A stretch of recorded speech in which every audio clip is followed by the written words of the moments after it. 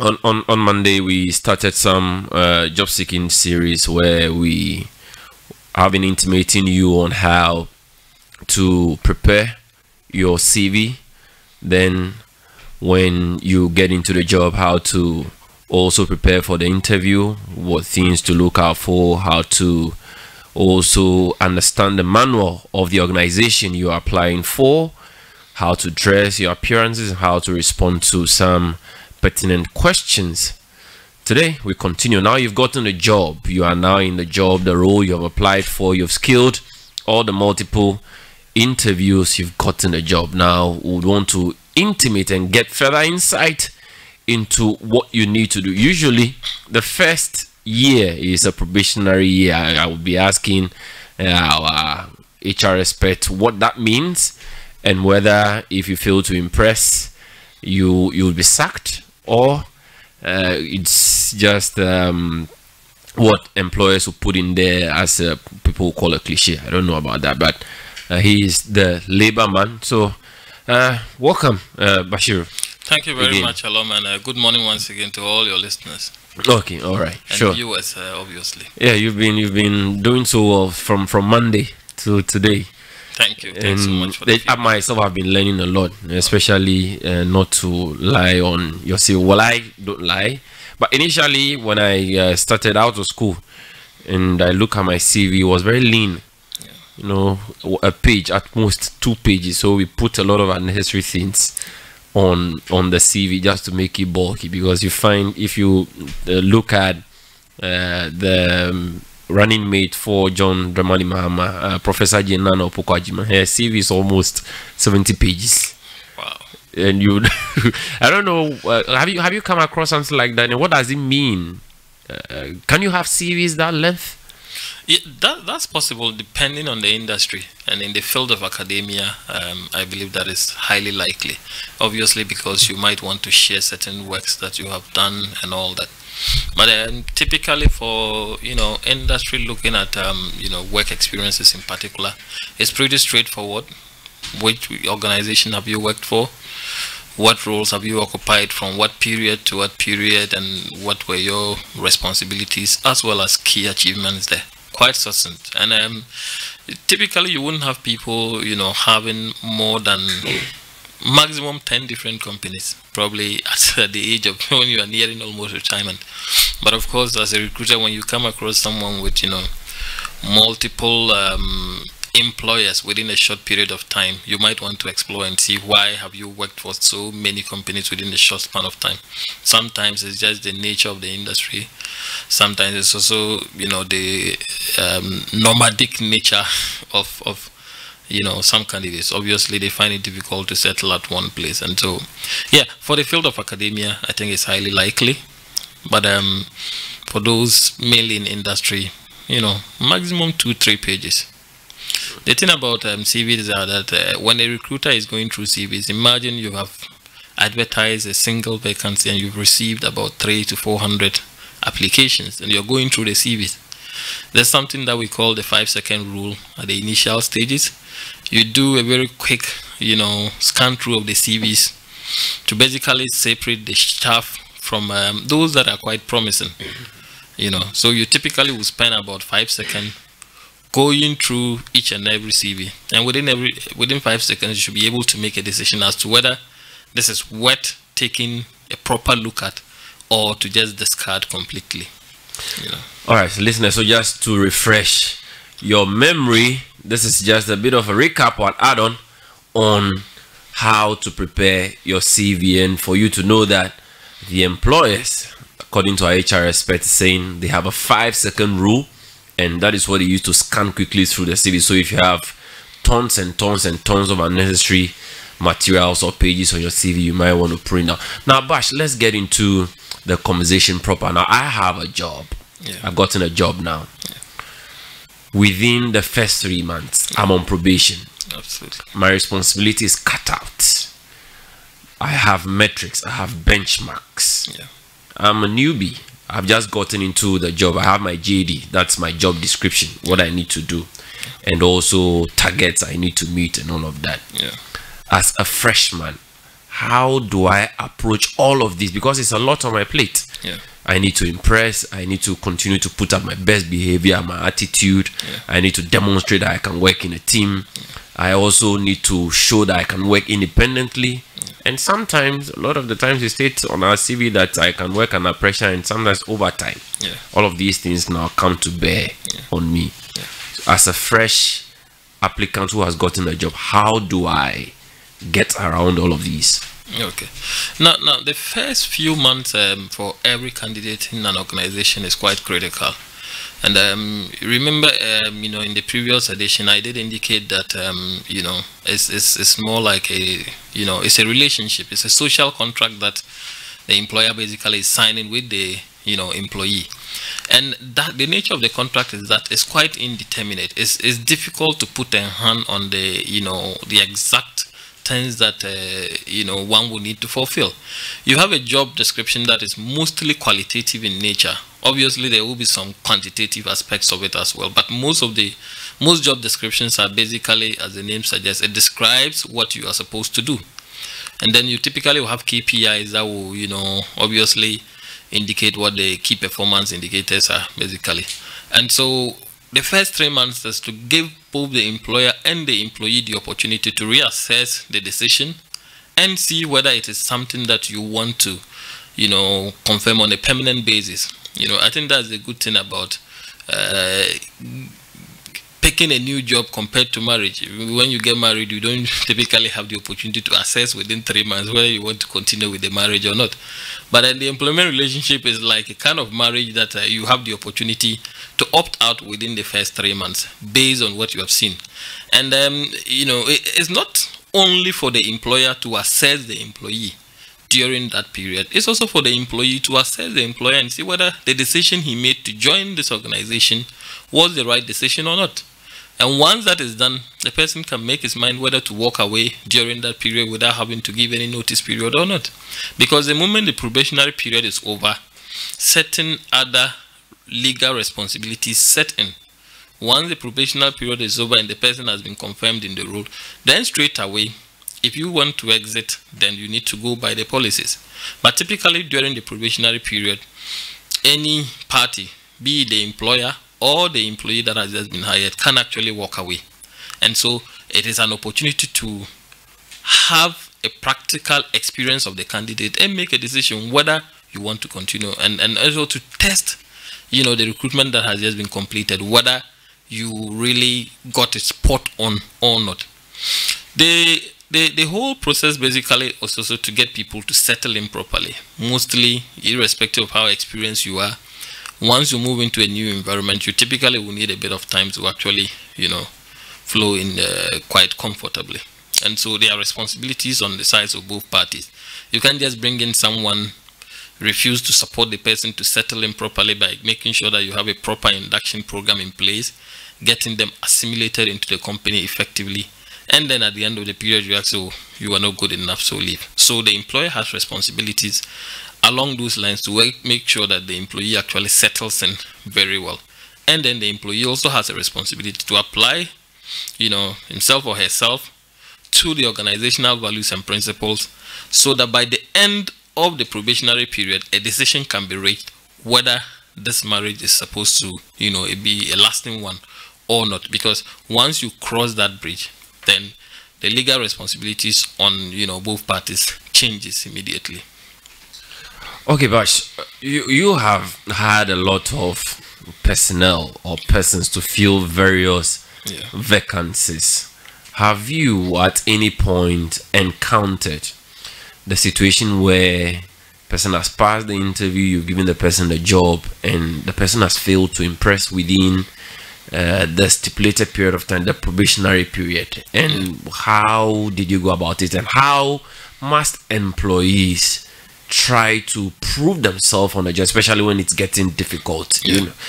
And here comes in the issue of emotional intelligence, which lots of people talk about, how to manage your anger, frustrations. And sometimes fresh employees out of school, or you just find a boss who is just not satisfied.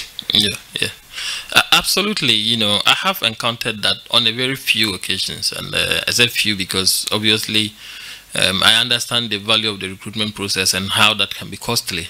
So in most roles that I have had to fill, I have worked diligently to ensure that I don't get it wrong. Notwithstanding that there have been few instances where employees come in and they struggle, quite a lot in the roles. And, some have had to do with certain technical skills that, the recruitment process thought, we had adequately considered. Others has had to do with the, attitudinal issues and then basically being able to fit within that culture. Now, it's a very, very critical exercise. And this is because the moment you employ a new person, after all the expenditure that you have, put out there, you don't want to just scrap the entire process just because the candidate has come in and he's struggling. And so as an employer, you have a responsibility to explore various ways of ensuring that you help the candidate to actually, flourish in that role. And so employers by the Labor Act also have the responsibility to hire, to train, and to discipline. So you have done the hiring, but you also have an additional responsibility to train. And so if you employ someone and the person is not up to scratch, is not excelling exactly as you wanted the person to do, then kick in the next steps by making sure that you put in place the appropriate trainings to get the candidate right on speed to deliver on the requirements of the role. And as I indicated earlier on, induction is a very important thing. If the people are not properly inducted into the environment, they will struggle. So beyond the technical aspects of the job, the other soft aspects of the job, the interpersonal skills, the attitudinal issues, the ethical issues, you sometimes hire people coming from one industry where it is very acceptable to do certain things, to part with monies to get things done and all that, and you bring them in and you expect them to do things professionally and abide by the ethical standards when they want to get things done quickly, by sometimes getting their own way. That is another aspect that you need to properly induct, the new hires to ensure that the ethical aspect, the behavioral aspect, the culture, the spirit of the organization, they are able to imbibe that and actually live the way of the organization. So those are the two of the most important things. On the part of the employee as well, as I indicated earlier on, the initial few months, it's an opportunity for you to reflect on the decision, whether it's a great decision or not. Should you change your mind? Some are given the opportunity to actually go back to their employers that if they were excelling. There are certain resignations that are a blessing. There are others that we call regret. If you leave and your organization see your departure as a regret, they may be prepared to give you an opportunity to come back. So during that period, the 3 months period, if it's not working for you, there's absolutely nothing wrong with doing a U-turn. Yeah, folks, we've been speaking to our HR and labor expert who has been helping us to deconstruct all the issues and the myths surrounding job seeking, CV. We started this right from Monday, and today we are having a conversation on what to do or how to get around the job environment immediately after you've gotten the job. Now, Bash, I want us to get into this whole conversation of organizational culture and the whole attitude it comes with, because if you are a new employee, you get into an organization, you need to understand what the organization is, what they do, the roadmap, the objectives, the vision and the mission, and probably the journey the organization is traveling, where an organization wants to be in a couple of years. How important is understanding the organizational culture to a new employee? Thank you, Alom. The organizational culture basically defines, how people conduct themselves. It embodies the image of that particular organization. And in most instances, the decision to join an organization or not is actually based on what you call the employer value proposition. What exactly is the employer's value proposition? If you decide to join Zylofon today, what is the value proposition that Zylofon is offering, which is in sync with your own personal values? And this is very important when the decision-making process is ongoing. It is not only about the financial aspects of the job that one should consider before you make the decision to move into an organization. It's very important you also look at the employer value proposition of the organization, so you don't get in there and then your expectations and that of the organization are completely different. It's important you get these things right, because the moment you get into the organization, the expectation is that you will fit within the culture. And so if you don't understand that and you get in, within a short period of time, you will realize that there is complete friction between your personal values and the organization's value. There may be instances where the organization requires you to do certain things which you don't feel comfortable about. In other instances, you may feel strongly about certain things that are completely frowned upon by the organization, or they are just not priorities for that organization. And so as part of the decision-making process to move into an organization, it's important you look at what exactly are they offering. And when we talk about employer value proposition, that is what it's all about. What is it that the organization is doing that its employees are prepared to say good things about the company and to actually stay with the company over the long period of time? And in brief, that is what an employer value proposition is concerned. And so when you're making a decision, look at it. What is it that this company is doing to the extent that its employees are excited about it and are prepared to say good things and actually stay with the organization with very high levels of engagement. High level of engagement basically means you are excited, you are happy about your job, you are happy about your organization, and your attitude towards the organization is positive, both to your colleagues and to external stakeholders. And mostly it's what employees mirror that will influence the decision of other external candidates to actually join the company. And so those are very important things to look at: the organizational culture, the value proposition. All right, but so let's now get into the attitude, the conduct of a new employee. Because you get into some organizations and already there are fault lines in the sense that some people belong to camps, where you get to places where this person is not talking to this person, they have problems, irreconcilable differences there in the organization. And as a new employee, you get into the organization and hear, someone calls you and tell you that, well, this is what it is. There's a problem within here. This is not in good terms with this person. Another person calls you. So everyone is dragging you around. There are places like that. And you do not want to find yourself on the other side of anyone you have just gotten in. What attitudes must you bring to the job? Or how important is attitude? And I mean being punctual. I mean being efficient. I also mean being integrous and honest around the workplace. How important are these apart from your own core technical competencies that you bring to the job? Thank you very much, Alom, for that question.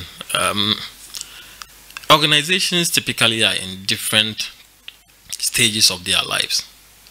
For world-class organizations, where you typically will have all the best practices in place, you will realize that the most important things to the organizations are the things that they are focusing on and investing a lot of effort in.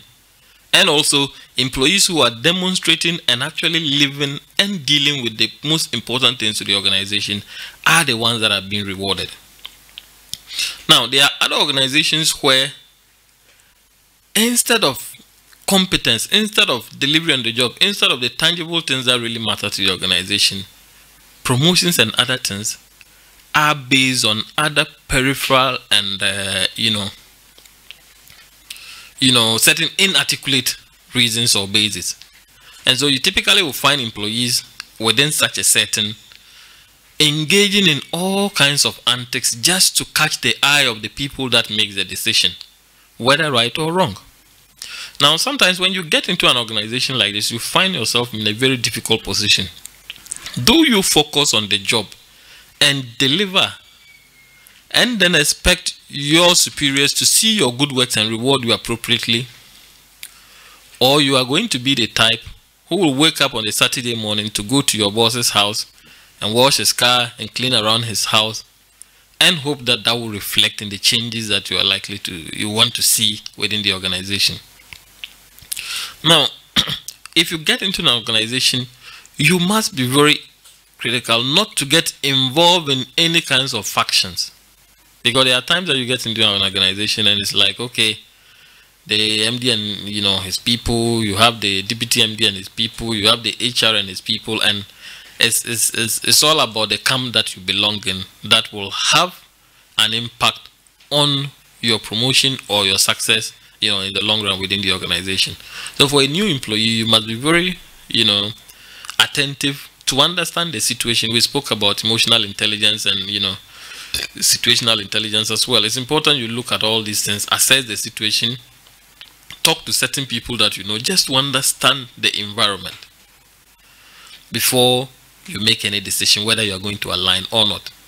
But if you are really interested in your career beyond the company that you are working for and the potential of working for a much bigger organization in future, then focus on the things that really matter instead of being engaged in all this corporate politics, bootlicking, as some people will call it, and all that. At the end of the day, it is the important aspects of the job that really matter, and those that will be key for your career in the organization and any other place that you find yourself. So we spoke about attitude, and you need to get all these basics right. You need to get all these fundamentals right before you move into the attitudinal aspect. Because what you will find is that most people that are engaged in this internal organizational politicking and basically licking boots to get their way, their attitude is completely different. They don't care about most organizational policies and procedures. All they want to do is to impress the person who makes the decision when the rules are broken. That can get you survival within the organization. But what it also means is that the person under whose authority you are misbehaving, the moment the person departs, then your career in that organization has almost come to an end. So if you value your survival beyond people, and I keep telling people, you don't work for an organization based on an individual. Your decision to move into an organization or to stay there should not be based on an individual. Because your career cannot be based on any single individual. You need to build your own career. So if you get into an organization and because you are quite familiar and you have a good relationship with the person at the top, you decide to put up a particular attitude and basically bootleg your way to the top. Once that person moves, then you are off again. And so it's important you get the basics right. And the popular phrase, if the fundamentals are weak, nothing will save you. You can bootleg your way or do all kinds of gymnastics to get to the top, but it's quite very lonely at the top there.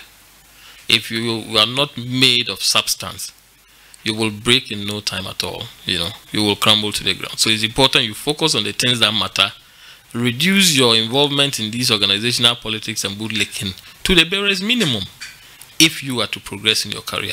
Now, having said that, it's also important you still maintain very good relationships, because at the end of the day, we are all human, and those that are in the in decision-making authority sometimes can be very subjective. But most decisions are supposed to be objective. But you also need to catch the eye of the people that are in the decision-making room, and so you need to balance that. But don't be engaged in frivolities just to get your way to the top. Yeah, certainly. If you just tune in, you're listening to Zylofon 102.1 megahertz. We're broadcasting right here in East Legon in Accra, and also on Zylofon TV across Ghana, and on the internet, Zylofon 102.1 FM on Facebook and across the world. Now, Bash, you've been speaking so much about conduct, attitude, and how to also spot the fault lines in an organization, and how not to belong to a camp, especially as a new employee. But you would also appreciate or accept that organizational politics determines your growth, because there are people who, especially if you find yourself in politically sensitive organization where your progress is dependent on where you belong. Yeah. So you cannot just be neutral. You need to find yourself somewhere, especially in the public sector in Ghana. Let me be specific.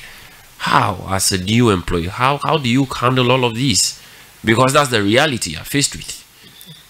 And you as you work, you want to progress, you want to get promoted, you want to go for all the trainings outside, you want the organization sometimes to even sponsor you to do an advanced professional training course, and all of these things are dependent on whether you have a party card or not, or whether your boss likes you or not. Not necessarily because you want to, or you are efficient, or you are competent. Now, that is the scale. Which do you choose? I know you've touched a bit on that, but I'm throwing the question back to you to emphasize the reality of how lots of job spaces are in Ghana. Yeah. Thank you. And you know, that's really a big issue in this side of our world. You know, in other jurisdictions, you probably will realize that people that have excelled in private businesses ends up actually getting the opportunity to manage the very big state corporations. If you get to our side of the world, I think it's the opposite. You would realize that in most instances, people with no experience whatsoever are the ones that actually get the opportunity to work in those state institutions. And after they have messed up, then they move out into, you know, the private sector and basically set up their own companies and all that. And it's been a very you know, worrying trend, and this has actually resulted in a number of people deciding not to get into the private sector. The whole idea of your success in an organization depends on you possessing a party card is not tenable within any serious corporate environment. Now, every organization has its core mandate. In most private you know, companies, it is to make profit. State institutions, there are a good number of state institutions that are also commercial in nature, and they are out there to actually make profit. Even those that are into provision of services, you have a responsibility to deliver the best of services to the people of Ghana. And so, Bash, let's stay on that point. And it's, well, I've been learning that being commercially aware is one of the critical benchmarks that, as an employee, irrespective of which of the departments you've been sent, must contribute to the financial fortunes of your organization. I want you to explain this thing to our listeners, that probably you've been employed as a driver. Yeah. As a driver, how do you, or must you, do your work so that it contributes to the profit-making essence of your organization? Absolutely. And that's what the whole, you know, concept of commercial awareness is all about. Irrespective of the department that you work in, you should understand how you contribute to the bottom line. At the end of the day, the organizations exist to make profit for the commercial ones. And even those that are into service delivery, they are out there to deliver services. And being commercially aware basically means you being aware of the value drivers within that organization. If it is a profit-making business, what are the things that are critical for the company to make its profit? If it is a service delivery company, what are the most important things that you need to do to ensure that you are delivering on the services that are required? So at the end of the day, you don't work in an organization where you think you are just a security man and your role is just to, you know, check people moving in and out. It goes beyond that. You need to appreciate that the job you are actually doing is contributing to the commercial success of the business.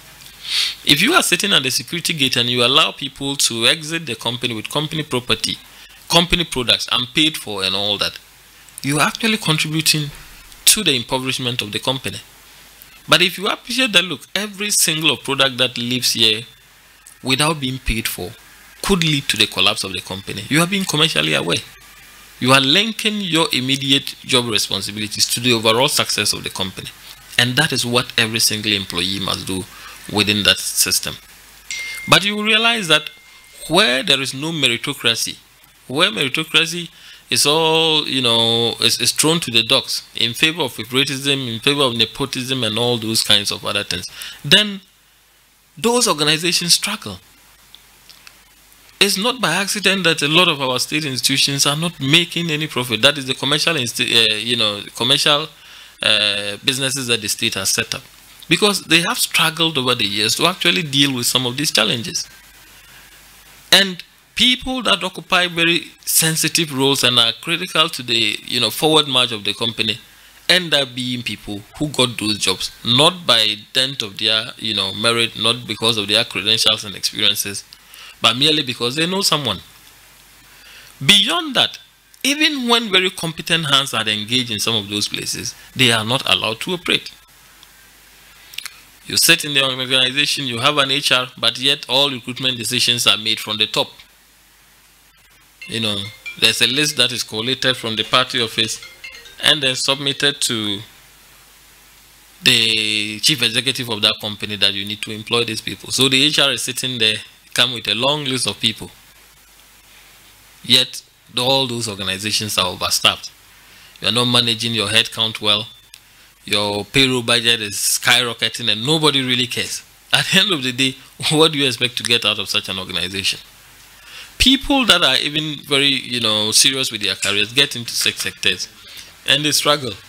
At the end of the day, you need to adapt yourself to the culture if you have to survive. You either join them in the entire bookkeeping process and also start impressing people to get your way up, or you exit honorably and find your place in an organization where your talent will be cherished ahead of your party affiliation or your ethnic background. And so it's important that you make that decision, whether you want to stay within the system and probably take your fat salary without getting any work done, or you really want a fulfilling career where you will see yourself making a great impact in the success of the organization. That is the decision of the employer to make. But at the end of the day, the government businesses will always suffer until we begin to deal with these things, until we begin to look at people for who they are, for the competencies they bring to the table, instead of looking at their party affiliations. Unfortunately, we live in a country where it's now very difficult to see any neutrals.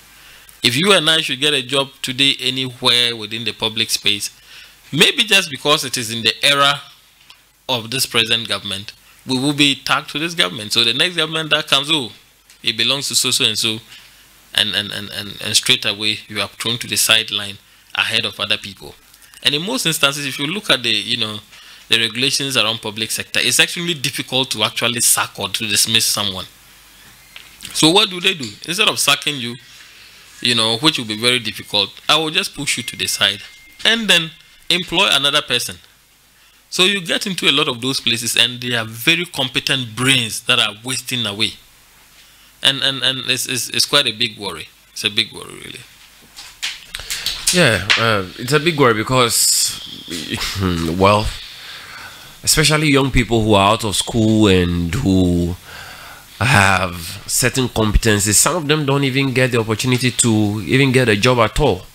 And the ones who get into the job are forced to pick sides, and competencies are now determined based on who you are and where you align. But certainly, I'm sure that there should be a way for new employees to navigate all of these hindrances or complexities around the workplace. Very soon, Bash will be opening our phone lines, because I'm sure that there are so many calls and questions, there are so many clarifications that our listeners would want to seek from you. You've been a labor expert, having been doing this thing for over 15 years. Certainly you have some more education to give to our listeners. Now you can call us on 0266 660735 or 050 000385, 0266 660 735 or 050 000385. Or alternatively, you can send us messages on this same number, or go onto our Facebook page and drop messages there, questions, clarifications, and we'll read them out to our HR and labor expert, who is here, has been with us since Monday, educating you and I on the process of job seeking, from CV preparation, preparing for an interview, and also what you need to do when you get into the job or after your job has been given to you. Now, Bash, let's come back to, well, I have some messages here. Let me take it. Now, this is from Aholu from Kenneth Laundry Nosu, and he has a question for you. Bash, he says, please, I want to know when if your boss doesn't pay your salary for more than 4 months, what should be the next step you will take after asking your boss who still hasn't paid the money? So someone is asking about salary delay, and if your salary delays for some months, what are some of the processes or steps that you can take as an employee? Okay, thanks so much. And I sympathize with the listener obviously coming across with this question. Now, there are a number of things that we need to understand. The employment relationship, there are certain aspects of the contract that are fundamental, and one of them is payment of salary. And it is so fundamental that when you breach that particular provision, you have literally thrown the entire contract outside the window. Now, having said that, there are practical challenges that various organizations face, which sometimes makes it difficult to make those payments. And I'm not oblivious of the fact that in most instances, no organization will willingly withhold salary payment to its employees. The reality is that times sometimes are hard for many organizations, and how to meet their obligations by way of payment of those salaries is extremely difficult. And so, because it is a relationship, those regular engagements are important so that the employees understand that it is challenges that are accounting for their inabilities to actually make payments to those salaries. All right. Okay. Bash, I'll come back to you. I have my first caller on the line. Good morning, and where are you calling from? Your name and where you're calling from? Good morning. Yeah, your name and where you're calling from, please. My name is Frank Nero, the mayor of Domi Market. Oh, Frank Nero. Good morning. What do you have for us? Yo, I'm not paid here. I need you. I mean, come on, since the country demonstration is still now. I got the time. I don't know what to say about it. When you miss my dream, America, Media say or say, will be at the message. We say, the boss and track 4 months. I then I'm from Paso. They say, I do not want yet the papa. Media, I do not want what you see there, not 4 months. No, dear. I got to the family Paso and then I was Jumano. What the name come up and eat, then I know Judgmana, and I better here.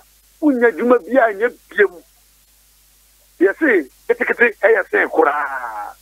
And you be a democracy, semi quabo, and no cry yet. A chance over 4 months, no. Now they have a trend to trust your woman, who be discussing in her better. A Jiminiano, I put to a Medemano. I'm afraid it's tough for who is this? I'm getting up for me and start. Hey, intensity. Man, can you hear some tomatoes 4, 5 cities. And the younger there, you sorry, Mr. Thomas, every day. Here is you back 1 city. And you may put 3 cities on my Amelia, if you may some plan of way. After a bomb plan and not for the FOC. That's right. Yo, Midasi. Thanks for calling. Hello. Hey, Rashawa. Hey, good morning. Good morning, Rasha. How are you? By God's grace. Where is your brother? Today I'm in the driving seat.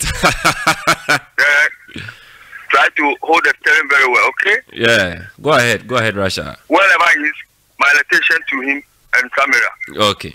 Also goes to Bash. Okay. You know something? Me, today I will jump to attendance of employees. You understand? Are you listening? Yeah. Bash, Rasha, I'm listening. Go ahead. Talking about a worker. Some of workers, the impunctuality, it is too much. You know that you are living at Teshi. The work is at Lawrence Park. Because of the traffic condition, you have to wake up early, do everything quickly, and attend to the work at the prompt time. Take your attendance book, endorse your name there with the time. The most of workers never. He think the salary is low, I'll come anytime I want. No! You understand? The letter comes to the employer. You see, some of the employees, the employers, as my brother has mentioned, everything which will happen in the work, let your workers to be aware. In a memo or a letter to invite all the workers to alert them so that they know what is going on. But if you don't do so and you try to hide things with them, they will let the work to come down. Do you understand what I mean? Yeah, and I get you. And also one of my brothers, give a submission. It is the rainy season. That's why the food stamps hasn't come. So they should take, extra patience. You understand? So this is not about the Nakufado and that kind of things. No. Thank you very much. Sure, thank you to Rasha for calling. You can also call us 026607350500000385. I have another caller. Good morning. Your name and where you're calling from. Oh, simple man. Biaboko. Now what to say? Okay.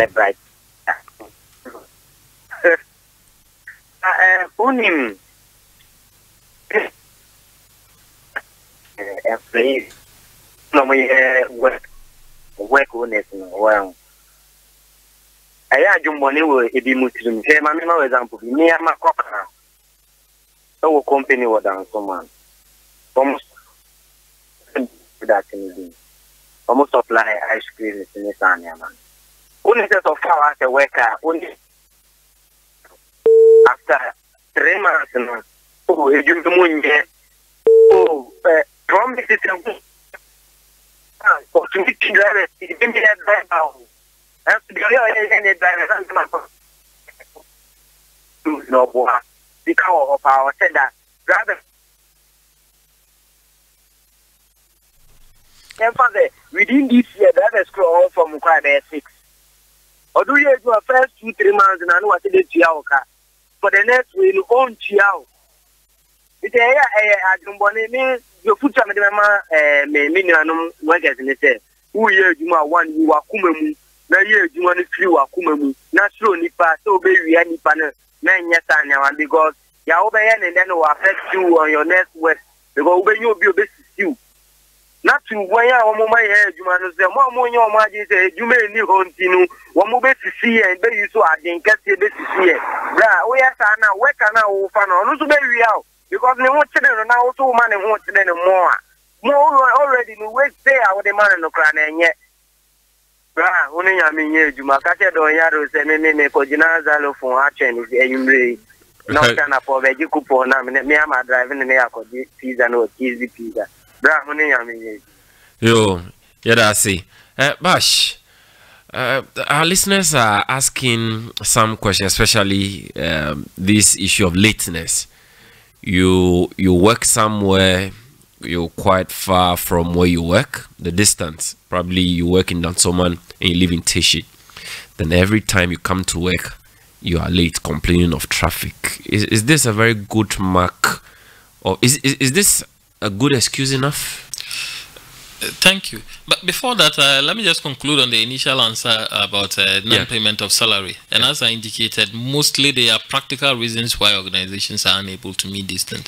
And, if you believe that the organization is just unwilling to pay your salary, notwithstanding the fact that it has the resources and the capabilities to do that, you have a number of options. You can actually go to the Labor Commission and file a complaint that your employer has done so and so, you've not been paid and all that. The legal route typically is a very cumbersome one for most people to take, get a lawyer to go to court and, it's mostly beyond the reach of most employees to actually go to court. But the basic thing you can do is just to go to the Labor Commission. But before you do all this, I'm sure that, you need to do those engagements with your employer, appreciate why the salaries are not being paid, even if part payments can be made, whatever that it is. Because at the end of the day, you can go to the Labor Commission, whatever action you want to take, but then you may not have a job afterwards. So it's important you look at that. Now, reporting time to work. Okay. I have another caller. Oh, Bash, I have another caller. Yeah, hello. Good morning. Hello. Good morning. Yeah, good morning. Your name and where you're calling from. Yeah, hello. Kindly lower the volume on your set, please. Hello. Please lower the volume on your set. Hello.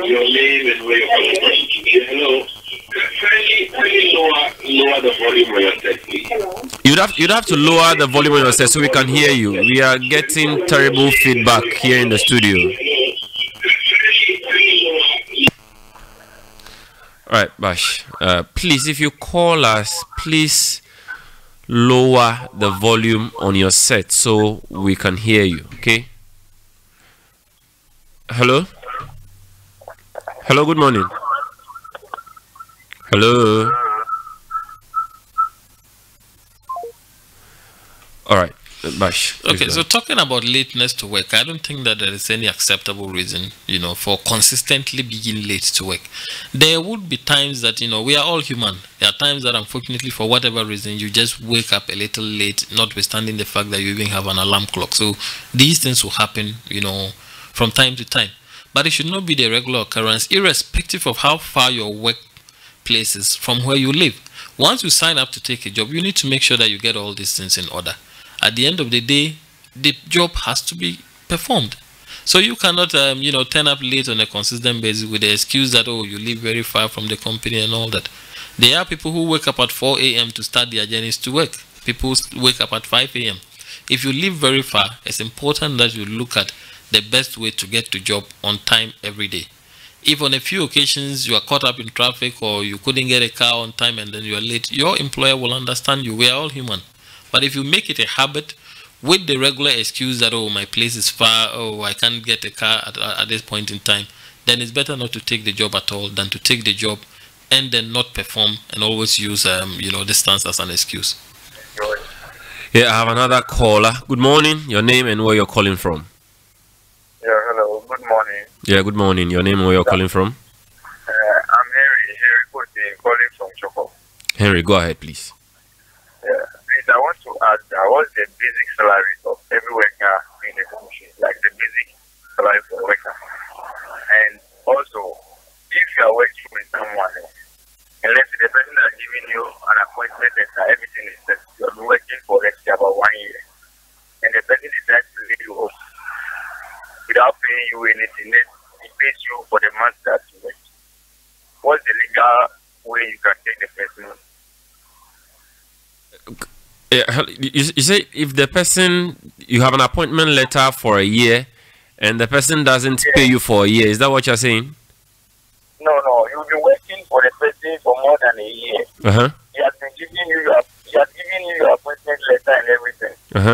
But let's say it gets to a time when the work is somehow going down and he decides to lay off some of the workers. Okay. Does it mean he has to pay as well, for how is the process going to be? All right, thank you. I'll bounce off that question to HR expert in the studio and he would answer all of them for you. So continue listening, and you can still also do the call-in on 0266 660 735 or 0500 00385. Bash, someone is asking if you have an appointment and you've been laid off, what happens? Okay, so and I think there was a first part to the question about basic salary. Yeah. This would differ from company to company, but the minimum wage in Ghana, the last time I checked, was 12.53 Ghana cedis per day. That is the minimum wage. So if you calculate your monthly salary and it comes down to less than 12.53, I beg your pardon, it means that the person is paying you below the minimum wage, and that is illegal. Now the second thing is that he did mention if you've been working for over a year and the business is not doing well, and the obviously the management decides to cut down on the staff headcount, what are some of the things that you need to do now? So Bash, you're saying that if the minimum wage is 12.5, yes, 12.53 Ghana cedis, 12.53, then it means that no one should be paid lower than 375 cedis. Absolutely. But some people are paid lower than. So what can they do? It is the daily minimum wage is 12.53 Ghana cedis. So if you put together that for your month, the number of days you work in a month, and then you get less than that, then it is illegal. However, if you work in a place that you're doing part-time, you only go and work for 3 days, 1 day, as and when, that you are not qualified to calculate your minimum wage along those lines. The daily one for someone who works on a regular, month should be the number of days you work by the 12.5. Anything less than that is illegal. Okay. They talking about having been engaged as an employee over a year, and then the management decides to cut down on the number of headcount. That typically comes under redundancy. There are specific provisions under the Labor Act on how to embark on a redundancy if you anticipate to do that. If you've been working for a year, if you've been working for a company, in most organizations they have a policy for redundancy. Beyond that, if your company has a union, there is a requirement, especially when the numbers to be laid off are large to a certain extent. There's a requirement for the management to actually consult your union if you have a union within that particular work setting, and to discuss the challenges that are likely to result in reductions in headcount, and to also look at ways to actually reduce the impact. So you have a responsibility as an organization to look at ways of reducing the redundancy. If it is about 30 people you want to lay off, look at ways. Some people can be redeployed. A whole number of things can be done to make sure that you just don't lay off people like that. But at the end of the day, once you are to cut down staff as well through a redundancy, you also need to have a conversation with the employees or anybody that represents them and agree on a package. It is not acceptable to just get up and then you have a number of employees and say, oh, my business is not doing well, so I'm going to sack 10 people, 5 people, 20 people, 100 people, and then just go home without anything at all. If it is a redundancy, the discussion needs to be had. Listen to your employees, look at ways of getting this done, and agree on a severance package that you need to pay to them. All right. I have another caller. Your name and where you're calling from. Hello, good morning. Yeah, good morning. Yeah, your name and where you're calling from. I would like to join in your conversation on the radio. Okay. Go ahead. But tell us your name and where you're calling from. Yeah, my name is Joe. I'm calling from Adabaka. All right, Joe, go ahead. Hello? Yeah, Joe, you're loud and clear on air. Kindly go ahead with your submission. Hello? Yeah, Joe, can you hear me? I can hear you loud and clear. Yeah. Okay, go ahead. I said, my name is Joe. I'm calling from Adabaka. Okay, Joe, go ahead and make your submission. Your voice is very low. I can't hear you now. If you are listening to me, Joe, I'm calling from Adabaka. if you are listening to me on the TV, you would get a lot of feedback. Yes. Can I speak now? Yes, so go ahead and speak. Yes. With a company. I'm working with a company in Adabaka, and it's almost 6 months now, and I've not been paid, and I'm calling to find out what legal ways I can take them off. Okay, Joe, our HR expert is in the house, so he has answers for all of that. So continue to listen, and he would tell you what. Hello? I'm saying that our HR expert would answer that question for you. So you continue to do the listening, and he would guide you on what to do, what possible steps to do. Thank you. Bash. Okay, so I think that's basically the same question we're dealing with earlier on. It's important for the first instance to have a conversation with your line manager, or even your line manager's line manager, the superior. And I keep saying this because the employment relationship is something that can actually last for a very long time. And my experience tells me that no employer will willingly withhold salary from his or her employees, when they work for 6 good months and not being paid. Now, the actions to take are a number of them. You can decide to actually resign and file a complaint at the Labor Commission and follow up to get the issue resolved, to get your salaries paid to you. You can have a chat with your organization. Even if the entire amount cannot be paid, agree on a payment plan. It could be paid bit by bit. The last option typically I would recommend is to go to court, but that is not practical at all. Most of the employees who hardly get paid cannot even afford to pay a lawyer to go to court. And at the end of the day, sometimes if you look at the total amount of money involved, it is completely useless to say that you're going to go to court, considering the processes involved and the lengthy, discussions that you're going to have. So please engage your employers. In the worst case scenario, go to the Labor Commission and file a complaint. In most instances, they will listen to you. They are likely to invite the employer and to understand what exactly the issues are and why salaries are not being paid. But as much as possible, if you believe the company is struggling, make sure that you have a very cordial conversation so it does not completely, destroy the relationship that you have with your employer. Okay, I have my final caller. All right, I think I lost that call, but you can also do the calling. I have some microseconds to pick a final call. 0266 660 735 050000385. Bash, yes, kindly make your point and round up for us. Yeah. So just back on the salary conversation, which I think has been quite a topical issue today, because a number of people have called in complaining about salaries and all that. That is not unusual. As I said, sometimes business exigencies just makes it difficult for an employer to meet its obligations, but that is not an excuse for employers. All employers must strive, because payment of salaries is quite critical. It's fundamental to the working relationship. The survival of people depend on that.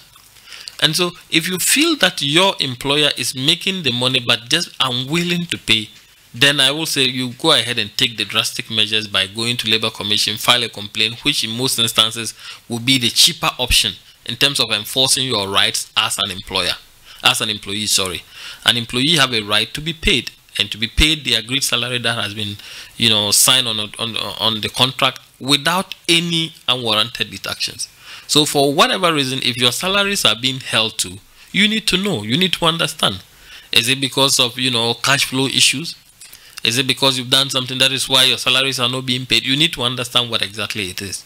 If it is because of, limited, cash flow, cash within the organization, then as an employee, you can hang around today, the best of your ability, whatever you can do, because you also have a responsibility to support your employer. At the end of the day, it is the source of livelihood for you and even for your employer, because nobody gets into a business not to make profit. You get into the business to make profit, to be able to pay your employees, and also to get something out of it.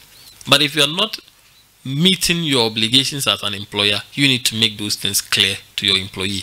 But for the employees, if your salaries are consistently being delayed and you have no understanding, or you are not giving any reason why those salaries are delayed, and you believe that your employer is unwilling to pay, notwithstanding the fact that it has the ability to pay, I will say then go, by the route of the Labor Commission, file a complaint. They will invite your employer to come and give a justification why you've not been, paid your salary.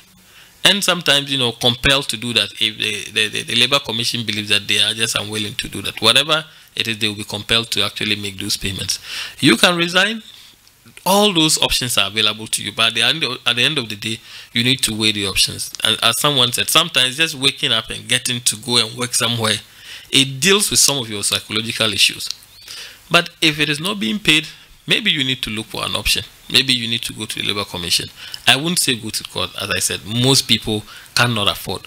Most of the guys who called complaining about their salary, if you check what the salaries are, you realize that they are probably not even enough to file a court process or to afford a lawyer. Yeah, Bash, some of our listeners are sending in questions, but would have to do that quickly. He says, good morning, Elon. Please ask the facilitator about foreigners and employment in Ghana. Suppose I'm a Nigerian who grew up in Ghana, but I do not have immigrant papers or documentation. Can I still apply for a job? I will say it's a big no and yes. Now there are times that you are required to get a job before you are granted a work permit, and then all of that. However, an employer is not permitted to employ a foreigner that does not have a work permit within the country. So if you're an employer, you're actually not permitted. You'll be engaging in an illegality if you go ahead and employ a foreigner who does not have the requisite work permit to work in Ghana. I don't think it's a difficult exercise for a Nigerian who lives in Ghana to apply for a work permit. I know sometimes the processes can be cumbersome, to be frank, but you will not be unreasonably denied a work permit in Ghana, obviously because of the, you know, all the regional protocol, the ECOWAS, and all those, you know, agreements that we have around. Yeah. All right. Thank you so much, Bashiru Narima, our labor and HR expert, who has been with us from Monday and taking us on the job seeking series, right from CV preparation to preparing for the interview. And this morning, he's been engaging us on what to do as a new employee after you've gotten the job. Thank you so much, Bash, for doing us the honors. I've been doing this with my colleague, Samira Mohammed Ibn Moro, and my own self, and I have to sit in briefly for Noah during this, but he's back here. I don't know what he wants to do. But I mean, I have been listening to the conversation, and Bash is a great guy, a great HR guy, and I'm sure our listeners have, and our viewers who are viewing from home, have learnt a lot. Like I've said, this particular show sets out to redefine morning urban radio. We don't just want to come here every morning and talk politics. Sometimes we need to educate our people, and I'm happy the level of participation also shows that people are learning a lot from us. So yeah, kudos to the team for putting this together, and then most importantly, kudos to our HR expert for taking time off his busy schedules to share a lot with us on this very. But I like his smoke. He looks like an MP. Yeah, he's looking regal. Yeah. Yeah, so thank you so much for having me. It's always a pleasure, you know, being here, sharing, and also getting to learn a lot from all our listeners and all through all their contributions. It's really been an absolute pleasure for me being here. Thank you so much. Before you wrap up, we'll do a lot of these, so our viewers and listeners should expect this is not the end of it. Where we realize that, you know, it is demand based, you know, so the program we do is demand based. So we look at the demands of our people and we serve them the sort of needs they have. And so this is not going to be the end. We'll do a lot of series of education on a lot of things. Most importantly, we'll be going into a lot of the public service, DVLA, Senate, and all of those people. Well, one of the things we want to do is to empower our listeners, to empower our viewers. When they have the power, when they go to some of these places to demand for services to be rendered them, they will demand for some level of accountability because they know what is, you know, what is supposed to be the process. And so that is one of the things we'll be doing in the coming week. So they should expect more of these. Thank you so much for being, you know, being in my seat. Yeah, and thank you so much for putting me under pressure this morning. Yeah, so viewers, listeners, this is all time would allow us say very big thank you to our producer numero uno, Bright Jaka, and Theophilus Peculiar for our digital communication, and Emeka Okpara for making it possible for our viewers across the globe who tune in on Facebook on Zylofon 102.1 megahertz.